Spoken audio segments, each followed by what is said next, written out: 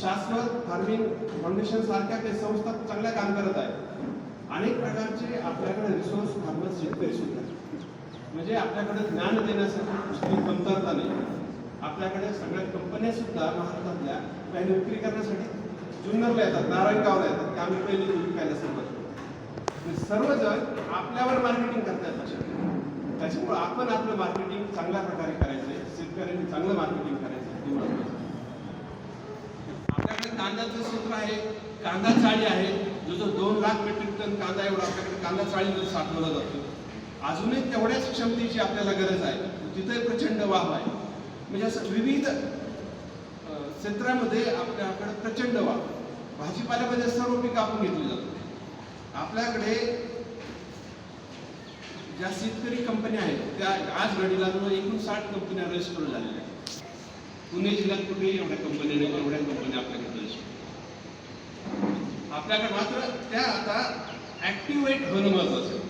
Activate म्हणजे कंपनीच्या माध्यमातून शेतकऱ्यांनी एकत्र येऊन शेती करणं, त्याचं मार्केटिंग करणं, बॅकवर्ड फॉरवर्ड लिंकेज चांगल्या प्रकारचे डेव्हलप करणं, हे आता काम महत्वाचं आहे.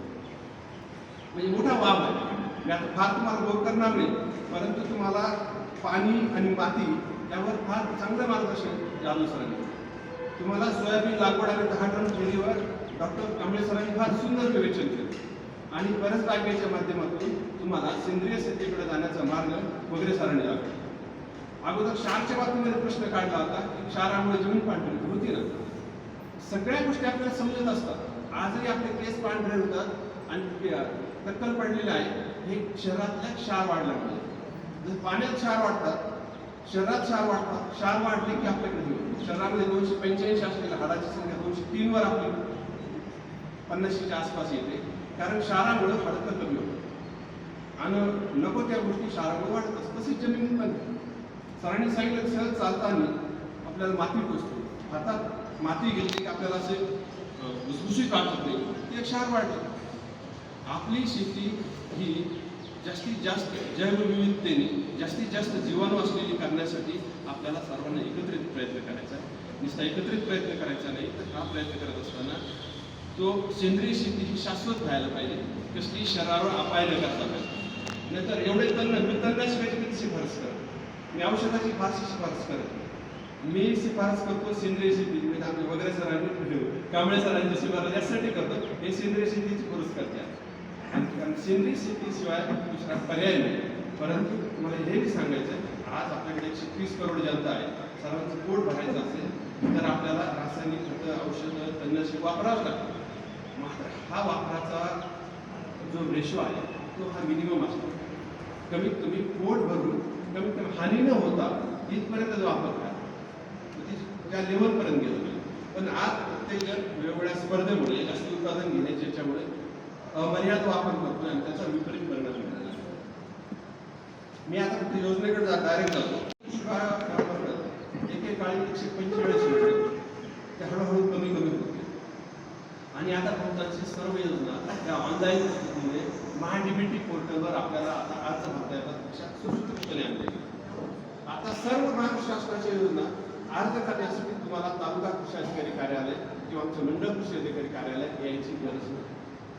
तुम्ही महाडीबीटी हा शब्द टाकला तरी तुम्हाला महाडीबीटी पोर्टल आणि त्या पोर्टलवर जाऊन तुम्ही योजना निवडू शकता आणि योजनेमध्ये कोणता घटक आहे तो तुम्ही निवडू शकता. त्याच्या निवडल्यानंतर लगेच किती सबसिडी आहे, 50%, 60%, किती मिळतील ते लगेच कळतं. कोणता ट्रॅक्टर पाहिजे, कोणता रोटावेटर पाहिजे, कोणता कल्टिवेटर पाहिजे, कोणता नांगर पाहिजे, कोणती कांदा चाळ पाहिजे, शेततळं पाहिजे. तुम्ही जर टिक केलं की तर लगेच येतं की काय.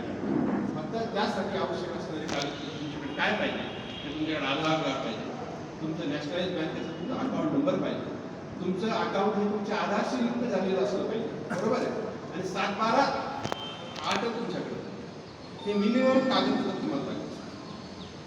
हे कागदपत्र असले की तुम्ही कुठेही ऑनलाईन पद्धतीने तुमचा अर्ज भरू. एकदा की अर्ज भरला की आमची आता स्टेट लेवलवर सेंट्रलची याचा लकी ड्रॉ आणि तो लकी ड्रॉ झाल्यानंतर प्रत्येक निवड होते आणि ती निवड झाल्यानंतर अगोदर तुम्हाला कळते, तुम्हाला SMS येत असतो. नंतर आम्ही यादी ती डाउनलोड करून काढतो आणि तुझा पाठपुरावा. एकदा का तुमचं सिलेक्शन झालं की तुम्हाला पहिले 10 दिवस डॉक्युमेंट अपलोड करायचे असतात. तुमचं 7/12 असेल, आधार असेल, बँकेचं हे असेल, तुम्हाला जे अवजार घ्यायचं त्याचं कोटेशन अपलोड करायचं असतं. एकदा की तुमचे डॉक्युमेंट सगळे अपलोड झाले की आम्ही तुमच्या 3-4 दिवसामध्ये त्याला पूर्ण संमती देऊ.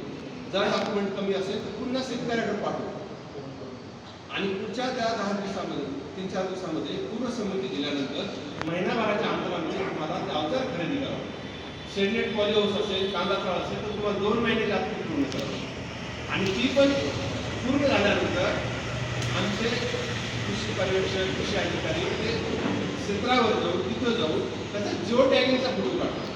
जिओ टॅग असलेला फोटो काढतात आणि तो फोटो अपलोड करतात, तुमचं बिल अपलोड करतात आणि योग्य मोजमापानुसार त्याचे कॅल्क्युलेशन करून अनुदान स्वीकारतात. ती एकदा की अपलोड झाली की तालुका कृषी अधिकारी कार्यालयात त्याला हिरवी झेंडी दाखवून ते फॉरवर्ड केलं जातं. जेव्हा शासनाच्या अकाउंटमध्ये पैसे मिळून येतात त्यावर सरसकट सर्वांना ते पैसे मिळत असतात. जसं PM किसान म्हणजे शासनाच्या सर्व योजना आता तुमच्या क्लिकवर महाडीबीटी करतो ऑनलाईन कोणता अवजार याच्यामध्ये अवजार बँक सुद्धा आपण एखादे गट असेल, रजिस्टर गट असेल, फार्मर्स प्रोड्युसर कंपनी असेल तर अवजारासाठी जर 25 लाखाचे अवजार असेल तर 10 लाख रुपये सबसिडी. जर 10 लाख रुपयाचे अवजार घ्यायचे असतात 4 लाख रुपये आपल्याला सबसिडी आहे. ही गटासाठी या कृषी अवजार बँक म्हणतात, त्याचा पण तुम्ही फायदा घेऊ शकता. जर एखाद्या तालुक्यामध्ये दिलेलं लक्षांक एखाद्या संपलेलं असेल, जर एखाद्या तालुक्यामध्ये ते होत नसेल तर ते आम्ही शिफ्ट करून घेऊ. जर एखाद्या जिल्ह्यामध्ये ते होत नसेल तर त्या जिल्ह्याचं सुद्धा या जिल्ह्यात गरज असेल आम्ही शिफ्ट करून घेऊ. त्याच्यामुळं त्यावेळेस ते फक्त लाभ मिळतात. पण बऱ्याच वेळा काय की पूर्वीच्या काही लकी ड्रॉ होत नव्हता आणि प्रत्येकाला वाटायचं की कोणतरी फोन केल्यानंतर वाढवून घेऊ. आम्ही 1 वर्षभर ही साईट चालू आहे, नवीन आहे. पण गेल्या 3-4 महिन्यापासून आम्ही आता त्यात एक्सक्यूज बंद केलेलं आहे. ज्यावेळेस त्याची मुदत संपते त्यावेळेस करू. कारण पुढच्या गरजू शेतकरी असतो त्याला ती संधी मिळून जाते आणि त्याला ती मिळायला पाहिजे. म्हणून आता आम्ही ती नियमावली पाळतो. त्या पिरियडमध्ये किती कागदपत्र अपलोड केलेली आहे तो प्रतिसाद दिला नाही तर त्या शेतकऱ्याचं नाव कट करून पुढच्या शेतकऱ्यांना संधी दिली जाते आणि आम्ही ती देतो.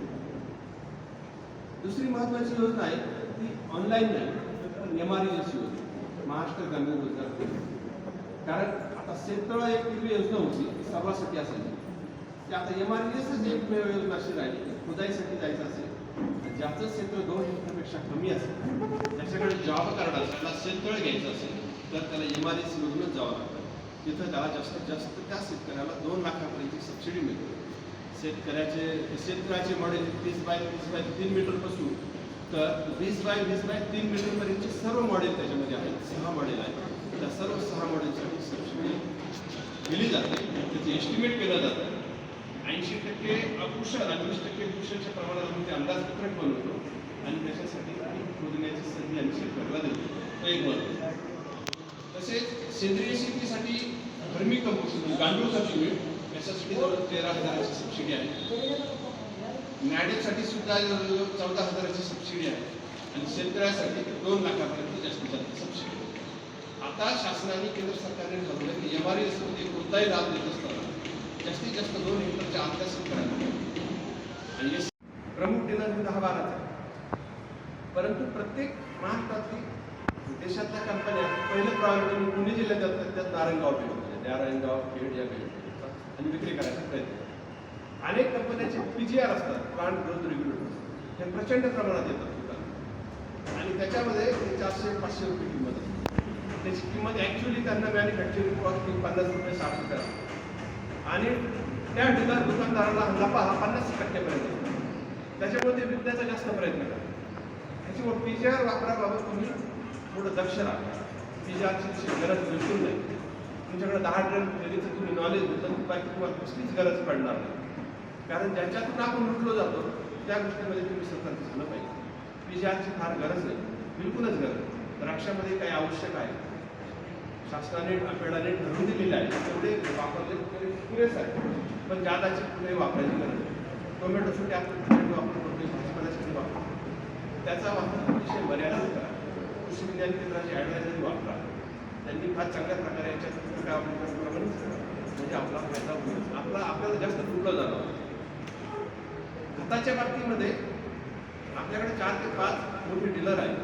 आपण जवळजवळ 800-850 टनाचा बफर स्टॉक करीत असतो याचा आम्ही, की इमर्जन्सी काही होऊ नये. कारण आपल्याला रेट लांब लांब आहे, नगर आहे, बारामती आहे. त्याच्यामुळे आपण 800 मेट्रिक टनाचा एवढा बफर स्टॉक करतो. आता जर 600 मेट्रिक टनाचा पूर्ण झालेला आहे. तर खताच्या बाबतीमध्ये जेव्हा जेव्हा लागतात त्याची खतं घेऊन ठेवा, आवश्यक तेवढीच घेऊन ठेवा. खत घेत असताना पॉस मशीनचा वापर करूनच घ्या. करून प्रत्येकाला 7, 12, 8 सारखी खते मिळतात, ते तुम्हाला योग्य प्रमाणात मिळतात, ती घ्या. शक्यतो बिल घ्याच. जी काही खतं घेणार, औषधं घेणार, बियाणं घेणार, त्याची तुम्ही बिलं घ्या. कोणत्या लॉटचं आहे, कोणत्या कंपनीचं आहे, किती किंमत आहे, त्याच्यावर योग्य टाकले जाते. तुम्ही बिलाचा आग्रह केला तर दुकानदार तुम्हाला जादा बोगस देणार. तुम्ही बिलाचा आग्रह करते त्याच्यामुळे तो वेगळी किंमत सांगतो, तुम्हाला सहज त्याने 400-500 रुपये मिळते. आणि त्याच्यावरच्या किमतीवर तुम्ही जाऊ नका. ॲक्च्युली बिलावर जी किंमत आहे त्या किमतीने तुम्ही घ्यायचा प्रयत्न करा, म्हणजे कमीत कमी आपल्याला शेतकरी करा. सर्वात महत्त्वाचं सोयाबीनचं क्षेत्र आपल्याकडे प्रचंड आहे. सोयाबीनचं क्षेत्र 10,000च्या आसपास आहे. यावर्षी 12 ते 12,500 हेक्टरवर सोयाबीनची पेरणी होईल असा आमचा अंदाज. आणि त्यासाठी आवश्यक असणाऱ्या बियाण्यापैकी जवळजवळ 6,800 क्विंटलचं बियाणं शेतकऱ्याकडे यावेळेस उपलब्ध आहे. त्याचा आम्ही सर्वे केला. प्रत्येक शेतकऱ्याकडे किती बियाणं आहे, कोणत्या वाहनाचं आहे हे आम्ही तपासलं. त्याची उगवण क्षमता तपासली. जवळजवळ सर्वच शेतकऱ्याची उगवण क्षमता आमच्याकडे 80 ते 96-97 पर्यंत आली. अतिशय चांगली उगवण क्षमता आली. जे उन्हाळी हंगामामध्ये बियाणे उत्पादन झालंय ते बियाणं म्हणजे गळीत धान्यामध्ये सोयाबीन असेल, भुईमुग असेल, नजीकचं बियाणं हे पेरणीसाठी कधी चांगलं असतं. त्याच्यामुळे उन्हाळी हंगामात आलेलं चांगलं बियाणं तुम्ही अवश्य वापरा. खरीपामध्ये तुम्ही स्वतः ठेवलेलं बियाणं प्रायोरिटीने वापरा. महाबीजने यावर्षी जो पुरवठा केला आहे त्यांचा क्विंटलचा पुरवठा करत असतो. यावर्षी फक्त 200 क्विंटलचा. त्यांच्याकडे बियाणं फार नाही. त्यांच्याकडे जे बियाणं मराठवाडा विदर्भामध्ये आहे तर पावसाचा थोडा परिणाम झालेला आहे. फक्त गेल्या वर्षी आपलंच सोयाबीन बियाणं त्याला पावसाचा काही फटका बसलेला नाही. त्याच्यामुळे जुन्नर तालुक्यात प्रत्येक शेतकऱ्याकडे असलेलं बियाणं अति उत्कृष्टच आहे, याची मी तुम्हाला हमी देतो. कारण उगवण क्षमता पण चांगली आहे. त्याच्यामुळे तेच बियाणं वापरा. आणि बियाणं विकत असताना सोयाबीनचे दर वाढलेले लक्षात. युक्रेन युद्धानंतर सोयाबीन भडकलेला आहे. सूर्यफुलाचा मोठा निर्यातदार युक्रेन होता, थांबलेला आहे. त्याच्यामुळे सोयाबीनचे दर सतत टिकतील. ज्यांच्याकडे बियाणं आहे ते बियाण्याचे पूर्वक पैसे भरून घ्या. एखाद्या कंपनीला तुम्ही आता देता ते पॅकिंग करून परत तुम्हाला विकतील. त्याच्यावर तुम्ही स्वतः उगवण क्षमता तुम्ही स्वतः विकाल त्याचा पैसा. काही म्हटलं किती रुपयाने विकायचं. आता 100 रुपयाला कोणी घेणार नाही. महाबीजने 140 रुपये रेट लावलेला आहे. काही कंपन्या 160 रुपयापर्यंत गेल्या. तर तुम्ही 100च्या पुढेच रेट ठेवा. मी तुम्हाला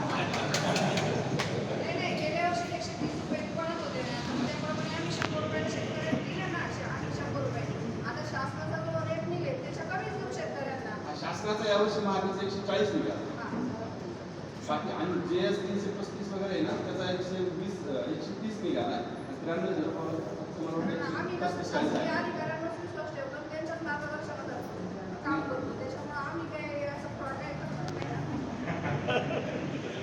दुसरी योजना आहे गोपीनाथ मुंडे अपघात विमा.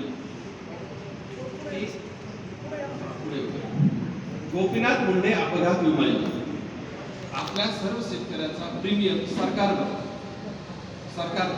त्याच्यामुळे ज्या शेतकऱ्याचा अपघात होईल, आत्महत्या सोडून कोणताही अपघात होईल, त्या शेतकऱ्यांनी तालुका कृषी अधिकारी कार्यालयाशी संपर्क करायचा किंवा आमचे क्षेत्रीय स्तरावर असणारे कृषी सहाय्यक, कृषी पर्यवेक्षक, मंडळ कृषी अधिकारी यांच्याशी संपर्क करायचा आणि तो फॉर्म भरून द्यायचा. कारण याच्यामध्ये जर जीव गेला तर 2 लाख रुपये मिळतात अपघातामध्ये, बरोबर. आणि एखादा अवयव गेला, एक डोळा असेल, एक पाय असेल, एक हात असेल, तर 1 लाख रुपये. आणि कोणतेही 2 अवयव गेले असतील 2 लाख रुपये. त्याच्यामुळे ही योजना फार महत्त्वाची आणि मोलाची योजना आहे. ही अडचणीच्या काळात त्या कुटुंबाला मोठी साथ देते. आम्ही याच्यासाठी पुढे जाऊन काय केलं की आम्ही सर्व पोलीस स्टेशनला पत्र देऊन याद्या घेतो की तुमच्याकडे अपघात झाल्याची यादी घेतो. आणि त्याच्यानंतर त्या शेतकऱ्याला आम्ही संपर्क केला आणि त्या शेतकऱ्याला फॉर्म भरायला लावतो. असं आपण पूर्ण जिल्ह्यामध्ये अभियान करतो. त्याच्यामुळे अनेक शेतकऱ्याचा त्याचा फायदा होतो. बऱ्याच शेतकऱ्याला माहीतच नसतं की आपण आपल्या जणांना मिळणार. त्याच्यामुळं असं जर होत असेल गावामध्ये तर सर्व पदाधिकाऱ्यांनी याची नोंद घ्यावी. आपल्या कार्यक्षेत्रामध्ये असणाऱ्या शेतकऱ्यांचा अपघात होत असेल तर त्या विमा योजनेचा फायदा दिला